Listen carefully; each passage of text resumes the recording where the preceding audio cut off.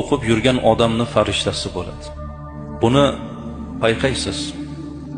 Ibodatli odam bilan ibodatsiz odamning chehrasida o'zi farq bo'ladi.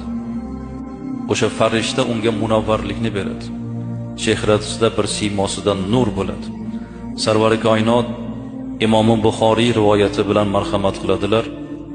Agar sizlardan birortangiz namozda qoim bo'lsa va uni hali namozni ushlab turgan bo'lsa, ya'ni namoz o'qib turgan bo'lsa, farishtalar Alloh uning gunohini kechirgin, unga rahim qilgin deb u namoz o'qib turgan holida farishtalar uning haqqiga duoda bo'lib turadi.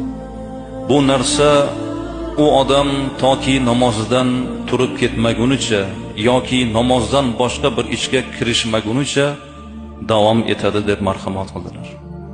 Biz toki namozda ekanmiz, namoz